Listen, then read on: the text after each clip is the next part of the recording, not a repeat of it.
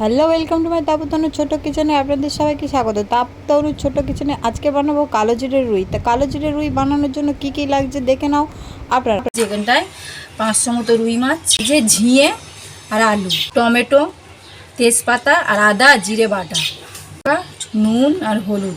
এটা পুরো কাঁচা লঙ্কা দিয়ে তরকারিটা হবে, পাতলা বুঝতে পারছ।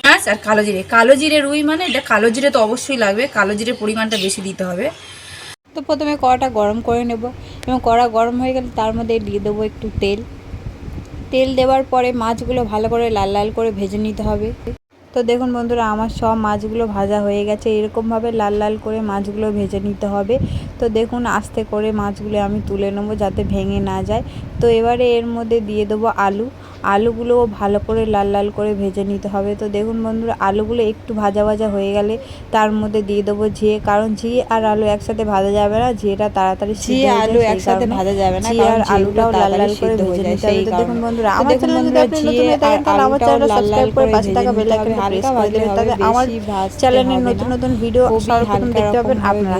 তো দেখুন বন্ধুরা, আমার ঝিঙে আর আলু একসাথে ভাজা হয়ে গেছে। তো আমি এটা তুলে নেব আস্তে আস্তে করে। তো দেখুন বন্ধুরা, আমার তোলাও হয়ে গেছে। এবারে আমি কড়ার মধ্যে দিয়ে দেবো কালো জিরে যেহেতু কালো জিরে রুই, তাই কালো জিরের পরিমাণটা একটু বেশি পরিমাণে থাকবে। আপনারা যদি কালো জিরে খেতে পছন্দ না করেন তাহলে একটু কম পরিমাণে দেবেন। তো এরপরে দিয়ে দেবো কাঁচা লঙ্কা আর পেঁয়াজ। এখানে লঙ্কার গুঁড়ো খুবই কম ইউজ করা হবে, কারণ এটা যেহেতু পাতলা ঝোল, তাই লঙ্কার গুঁড়ো না দিলেও চলে যায়। এবার এখানে দিয়ে দেবো আদা এবং জিরে বাটা, আর দিয়ে দেবো টমেটো কুচি। আদা এবং জিরে বাটা দিয়ে দেওয়ার পর একটু হলুদের গুঁড়ি দেওয়ার পরে আর দিয়ে দেবো ঝিঙে আর আলু ভেজে রাখা।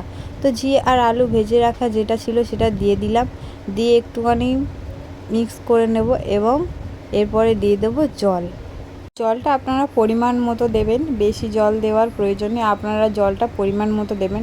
এবং একটু জলটা ফুটে ওঠার পরে দিয়ে দেবেন মাছ, ভেজে রাখা যে মাছগুলো ছিল সেই মাছগুলো দিয়ে দেবেন। তো দেখুন বন্ধুরা, আমার রেডি হয়ে গেছে রুই মাছের কালো আর জিরে দিয়ে রুই মাছ। তো দেখুন বন্ধুরা, এরকম সুন্দর পাতলা রেসিপি এই গরমে নিশ্চয়ই খুবই ভালো লাগবে। তো আপনারাও বাড়িতে বানান কালো জিরে রুই। টাটা, বাই বাই, দেখা হবে পরের ভিডিওতে।